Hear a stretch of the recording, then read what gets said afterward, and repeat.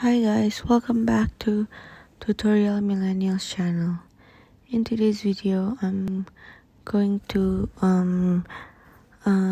show you how to turn on high resolution from the photo on dazzcam.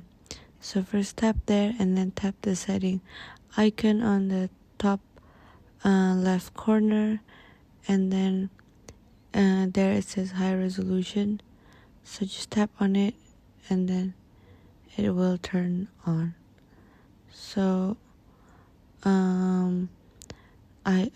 so from that your picture will be better and has a better resolution. So that's it for today, and I hope this video is useful, and thank you for watching.